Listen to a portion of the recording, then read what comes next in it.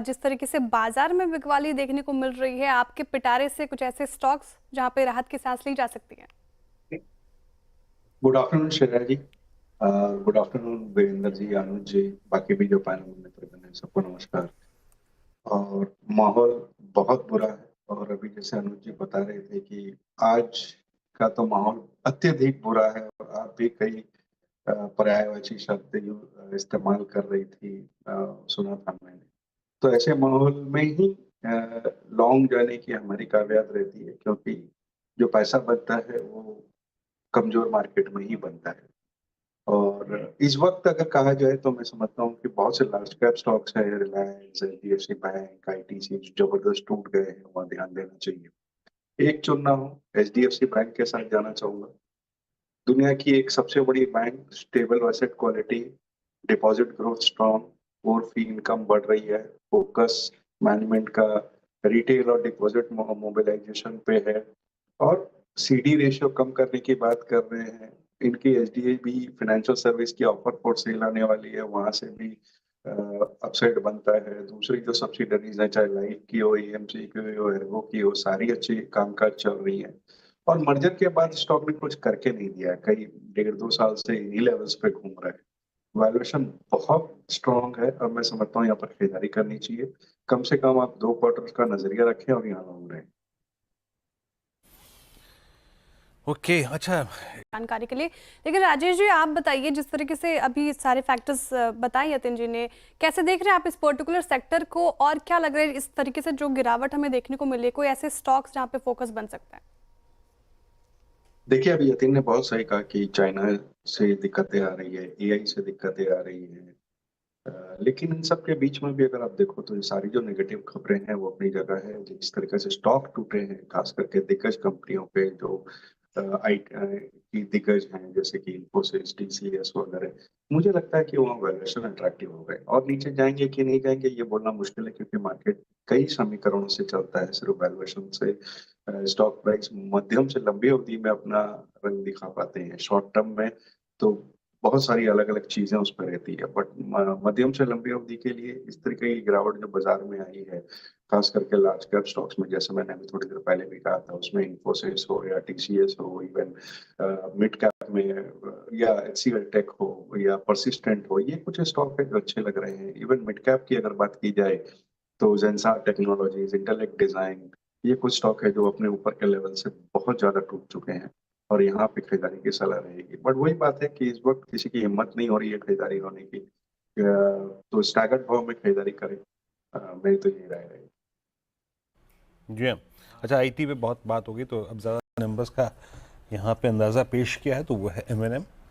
और एमएनएम के लिए क्या ट्रिगर हो सकता है possibly, I think along with Scorpio, और स्कॉर्पियो एंड मेरे ख्याल से थार रॉक्स जो है वो माइट भी एक थोड़ा सा वॉल्यूम क्रिएट करेगा उनके लिए।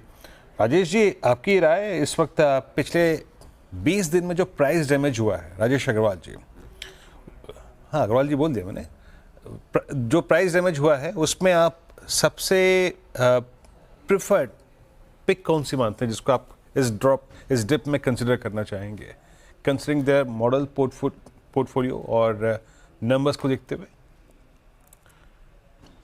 देखिए, अभी यतीन जैसे बता रहे थे ना कि महिंद्रा एंड महिंद्रा से थोड़ी सी उम्मीद बन रही है। और अगर आपको याद हो तो पिछले शुक्रवार को जब हम लोग इसी कमाई का अड्डा में बैठे थे, तो उस दिन वो टेस्ला की अनाउंसमेंट आई थी, और उसके बाद महिंद्रा एंड महिंद्रा बहुत जोरों से गिर गया था। उस समय भी मैंने यही कहा था कि बहुत जल्दबाजी में कोई टेस्ला कल ही गाड़ी नहीं आने वाली, तो वो एक अपॉर्चुनिटी थी बाइंग की। और अभी भी मैं समझता हूँ अपॉर्चुनिटी है बाइंग की। महिंद्रा एंड महिंद्रा हमारी एक पिक है ऑटो स्पेस में। बट अगर टॉप पिक्स कहा जाए तो फोर व्हीलर्स में आज की डेट में हमें हुंडई ज्यादा बेटर लगता है, क्योंकि उतना विशेष कुछ चला नहीं है। एसयूवी मार्केट में देखेंगे तो बहुत अच्छी पकड़ है, नए एक्सपेंशन कर रहा है।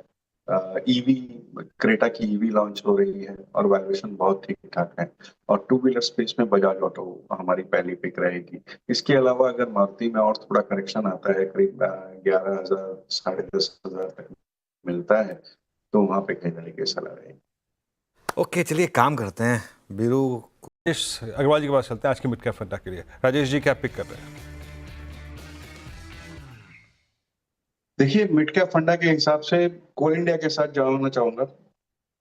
दुनिया की सबसे बड़ी कोल प्रोड्यूसर है। 84 माइनिंग एरियाज में 313 माइंस ऑपरेट कर रही हैं। 70% जो इलेक्ट्रिसिटी डिमांड कोयले की है वो कोल इंडिया केटर करती है।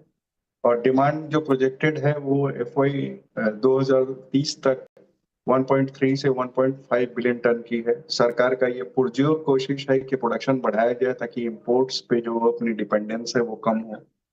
कोल गैसिफिकेशन का प्लांट इन्होंने बनाया है। 83 मेगावाट का सोलर ऑलरेडी चल रहा है। 215 जो बहुत जल्द हो जाएगा। कैश रिच कंपनी है। 37,000 करोड़ के आसपास कैश और बैंक बैलेंस है और डिविडेंड यील्ड इस वक्त 8% के आसपास बैठ रही है। मैं समझता हूँ कि यहाँ पे नजर रखनी चाहिए। हमारा 1 साल का अनुमान इसमें 470 रुपए का है। 470 रुपए का आपका यहाँ पे 371 पे, मतलब और ऑलमोस्ट 100 रुपए के अपसाइड की बात कर रहे हैं। वारी एनर्जीज का शेयर प्राइस और वारी का चार्ट आएगा आपकी स्क्रीन पर। ये देखिए, ये अब 2156 पर हम काफ़ी करीब हैं पोस्ट लिस्टिंग के जो इसके लोज रहे हैं उसमें। आई थिंक 6 महीने का चार्ट आ जाएगा तो वो थोड़ा ज़्यादा अच्छे से एक्सप्लेन कर देगा। है क्या इसका 6 महीने का चार्ट? फायर कर दीजिए। हाँ, ये देखिए। और एक्चुअली वो भी आपको -7.8 इसलिए दिखेगा क्योंकि एक बार लिस्टिंग के बाद बड़ी रैली भी आई थी उसमें। राजेश अग्रवाल जी, इस पर कोई व्यू होगा? अब लॉक इन खुलेगा तो उसके बाद देखिए, मुझे लगता है कि और दबाव आएगा। ये दो राय नहीं है इस पे कि सोलर पे एक बड़ा प्लेयर है, ऑर्डर बुक लगातार बढ़ती जा रही है, लेकिन वैल्यूएशन थोड़े स्ट्रेच्ड हैं और इतनी करेक्शन के बाद ऑलमोस्ट, अगर मैं रॉन्ग नहीं हूं तो लगभग ऊपर के लेवल से 40-50% डूब चुका है। यहाँ से भी हमें लगता है कि और भी गिरावट आ सकती है, तो इस वक्त इसमें से दूर रहने की सलाह। यही मैं एक्चुअली मैं एक्सपेक्ट कर रहा था कि यही आप कहेंगे, क्योंकि यही लॉजिकल एनालिसिस भी होगा। क्योंकि देखिए क्या होता है ना, जब एकदम पीक बुल मार्केट होती है तो बहुत लोग एकदम चीयर लीडर्स बन जाते हैं इनमें से कुछ आईपीओस के, जैसे वारी था। एक और मैं आपको एग्जांपल देता हूँ, एफकॉन्स का आईपीओ। अगेन मैंने शो की शुरू में भी बात की थी। अगेन आज एक खबर भी आई है एफकॉन्स पर, उन पर वो जो इनकम टैक्स का सर्वे हुआ। ये स्टॉक भी देखिए अब आप टेक्निकली, अब आईपीओ इन्वेस्टर तो यहाँ लॉस में है ही, लेकिन इवन आईपीओ के बाद भी अगर किसी ने लिया है वो भी लॉस में है। तो ये थोड़ी सी दिक्कत है और ऐसा कई आईपीओस में देखने को मिलेगा आपको। कई हमारा डिस्कशन सुना। अच्छा, मैं देख रहा था ब्लू स्टार को, जरा एक बार ब्लू स्टार लेके आइएगा। शायद ये इस सेगमेंट का सबसे स्ट्रॉन्ग प्राइस परफॉर्मर है। यस, एट 1939 ये अभी भी अपने करियर की जो सबसे हाईएस्ट ट्रैजेक्टरी वहाँ पे ट्रेड कर रहा है। राजेश जी, आपने पूरे इस आकलन को, अभी दीपाली को सुना, आपका व्यू क्या है? आई मीन इस सेगमेंट में आपकी शॉपिंग लिस्ट में सबसे ऊपर क्या अपीयर करेगा? आप स्ट्रेंथ को बाय करेंगे, वीकनेस को बाय करेंगे? देखिए, दीपाली ने भी बहुत सही कहा कि गर्मी बहुत जल्दी पड़ने वाली है और इसका एक एग्जांपल मैं दे दूं तो आज की 28 फरवरी को, फरवरी के महीने में कलकत्ता का टेम्परेचर 33 दिखा रहा है इस वक्त करंट। तो आप समझ सकते हो किस तरह की गर्मी हम एक्सपेक्ट कर रहे हैं। और इसी वजह से हमें लगता है कि जो गर्मी से रिलेटेड कंपनियां हैं, फिर वो चाहे एसी की हो, कोल्ड ड्रिंक्स की हो, ये सब में थोड़ी सी अच्छी तेजी बनने वाली है आने वाले दिनों में। अब खास एयर कंडीशनिंग की और इसकी बात की जाए तो मैं समझता हूँ वोल्टास के साथ ही जाना चाहिए। तीसरी तिमाही में नतीजे अगर देखें तो लॉस से प्रॉफिट में आ गई थी कंपनी। मार्जिन्स में थोड़ा प्रेशर था, वो ईएमपी डिविजन के लिए था। अगस्त में नए एमडी कार्यभार संभालेंगे, उसके बाद हो सकता है कुछ नए अनाउंसमेंट्स भी आए। और जिस तरीके से डिमांड बढ़ती जा रही है, डीलर ओवरस्टॉकिंग कर रहे हैं, मुझे लगता है कि यहाँ से अच्छा अपसाइड बन सकता है। 1600 1650 को टारगेट रख के यहाँ पे लोग एक्यूमुलेट कर सकते हैं। वोल्टास में कोई स्टॉक आ रहा है आपके ध्यान में इस समय मार्केट को देखकर? देखिए, फंडामेंटल वालों के लिए तो इस समय स्टॉक ही स्टॉक नजर आ रहे हैं। वो जुदा बात है कि मार्केट सपोर्ट नहीं कर रहा है और कोई लंबी अवधि की कॉल लेना नहीं चाहता है। लेकिन जैसे शो के शुरुआत में मैंने एक पीएसयू कोल इंडिया दिया था, वैसे इस वक्त एक और पीएसयू एलआईसी देना चाहूंगा। अगर आप देखो तो तीसरी तिमाही में नतीजे ठीक ठाक आए थे। बॉटम लाइन में 17% की जंप थी। एनुअल प्रीमियम इनकम थोड़ा सा जो ये था वो थोड़ा सा ईपी नीचे था, लेकिन वैल्यू ऑफ न्यू बिजनेस में अच्छी बढ़त देखी गई थी। और मैनेजमेंट ने अपने कमेंट्री में क्लियरली कहा है कि वो प्रोडक्ट मिक्स चेंज करेंगे और वहां से बढ़त होगी। यूलिप में अच्छी बढ़त देखी गई थी जो कि हाई मार्जिन प्रोडक्ट है। और सबसे अच्छी बात है कि 15 लाख करोड़ के आसपास का इनका इक्विटी पोर्टफोलियो है जो कि अपने आप में एक बड़ा है, उसके अलग रियल एस्टेट दुनिया भर का है। मुझे लगता है कि जो दिक्कतें तीसरी तिमाही में आई, जो न्यू रेगुलेशन आए थे सरेंडर वैल्यू वगैरह को लेकर के, उस वजह से आई थी। जिस तरीके की स्ट्रॉन्ग कंपनी है और 66-67% या मार्केट शेयर रखती है इंश्योरेंस बिजनेस में, मैं समझता हूँ कि वैल्यूएशन बहुत सस्ते हैं। यहाँ लॉन्ग टर्म के लिए बिल्कुल निवेश करना चाहिए। 20-22% की बढ़त आने वाले 1 साल में बिल्कुल हो सकती है। ओके, चलिए अब एक काम देंगे हम।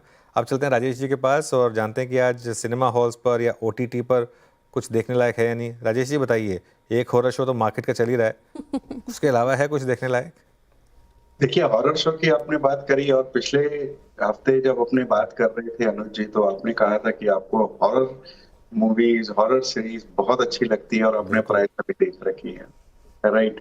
तो उस कड़ी में एक बीटल जूस करके आ रही है, जो कि मुझे लगता है कि आपको देखनी चाहिए। वो अच्छी हो सकती है। और एक क्राइम सीरीज है ग्रेवयार्ड 2 करके, जिसमें सारे एपिसोड्स में वुमेन क्राइम अगेंस्ट वुमेन दिखाया गया है। वो अच्छी हो सकती है क्योंकि सीजन 1 बहुत अच्छा हुआ था। इसके अलावा अगर अपने डोमेस्टिक में आए, FI को छोड़ दे और डोमेस्टिक में आए, तो आश्रम सीजन 3 की पार्ट 2 आई है, जिनकी बहुत लोगों को बहुत दिनों से इंतजार था। तो ऑब्वियसली यहाँ पे बॉबी देओल या वो जो बोपा जी थे, उन सबके बहुत सारे फैंस हैं और इसको देखेंगे। एक डब्बा काटल करके आई है, जो शबाना आजमी, गजराज राव, ज्योतिका करके है, और जो कि एक क्राइम सीरीज है, वो देखने लायक बनती है। एक आ रही है जिद्दी गर्ल्स, जो यंग पॉपुलेशन जो कॉलेज में है वो क्या कर रही है। इस लिहाज से ये हफ्ता बहुत शानदार रह सकता है, खास करके उन लोगों के लिए जो OTT वगैरह में देखते हैं। एक सूजन द वॉटेक्स करके अगर आई थी, आपने देखी हो फर्स्ट वाली, तो बहुत अच्छी थी, बहुत जबरदस्त क्राइम थ्रिलर था वो। उसका सेकंड आया है, तो वो भी देखी जा सकती है। और थिएटर में कहा जाए तो क्रेजी एक्स करके एक रिलीज हुई है, जो तो बाद में सोहम शाह थे उनकी पिक्चर है।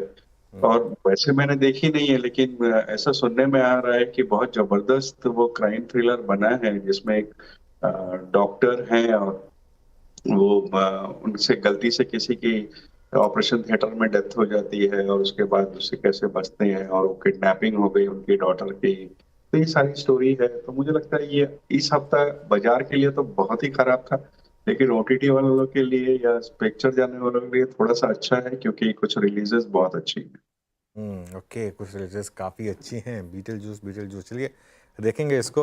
अच्छा, एक बात बताऊँ मैं वैसे आपको श्रेया वीरू, ये OTT ने एक अच्छी चीज़ की है। कई ऐसे एक्टर्स जो बहुत ही शानदार एक्टर्स रहे हैं, जो समहाउ उनका फिल्म करियर उतना अच्छा रहा नहीं, उनको एक सेकंड रिलीज ऑफ लाइफ दी है, तो वो उनके लिए भी अच्छा रहा और एक हमारे लिए भी बहुत अच्छा रहा। क्योंकि ऐसे कई एक्टर्स में से एक एग्जांपल देता हूँ, के मेनन का, जो पिछले आई थिंक 1 साल में जो काफ़ी OTT पर छाए रहते थे। मतलब एक कमाल के एक्टर। आई थिंक अगर आप पिछले 7-8 साल का एक ट्रेंड देखेंगे, मनोज बाजपेयी आज की डेट में OTT में शायद इंडिया के नंबर 1 एक्टर बन चुके हैं वो। तो काफ़ी ऐसे एक्टर्स हैं जिनका करियर काफ़ी हद तक इस OTT की वजह से एक रिवाइव हुआ। वो उनके लिए अच्छा, वो हमारे लिए अच्छा है, वरना हम ऐसे कई ग्रेट एक्टर्स की वो अच्छी परफॉर्मेंस देखने से वंचित रह जाते थे। क्योंकि वो कई बार फिल्मों का जो करियर होता है वो कई लोगों का कुछ हद तक लिमिटेड रह जाता है, तो उस वजह से। खैर राजेश जी, बहुत बहुत शुक्रिया ये सारी की सारी जानकारी देने के लिए, और कोशिश करूंगा कि इनमें से कुछ चीज़ें देखी जाएं। वीरू, आप क्या देखेंगे इनमें से? नहीं, मैं इस वीकेंड पे सोऊंगा अनुज, लिटरली सिर्फ सोऊंगा। ओके, कोई मूवी भी नहीं इस वक्त। ये तब बता रहे हैं वीरू जब इन्होंने सिर्फ 2 दिन काम किया इस हफ्ते। नहीं ध्यान रखिएगा। नहीं अनुज, बताऊं, हाँ। कल मैं रात को 3 बजे घर लौटा हूँ, कुछ काम था ऐसा, तो मैं बिल्कुल नहीं सोया हूँ लिटरली। चलिए ठीक है, नहीं ठीक है वीरू, आप अपनी नींद पूरी करिए। चलिए बिल्कुल। और मेरे ख्याल से इतना छोटा हफ्ता, लेकिन इसने कन्विक्शन को कम करने में या फिर आपके मनोबल को कमज़ोर करने में कोई कमी नहीं छोड़ी।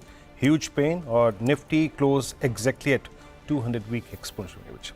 अब जब आपसे दोबारा मुलाकात होगी तो वो शुरू होगा मार्च होली का महीना। हालांकि वो सीरीज़ कमेंस हो चुकी है और अभी छोटे से एक अंतराल के बाद, एक ब्रेक के बाद आप अपना कोई भी प्रश्न जरूर जो हो सोशल मीडिया प्लेटफॉर्म पे पूछ सकते हैं आवाज़ के। और छोटे से ब्रेक के बाद आपसे अगली मुलाकात होगी सोमवार की सुबह मॉर्निंग कॉल और मुनाफे की तैयारी में। तब तक के लिए नमस्कार।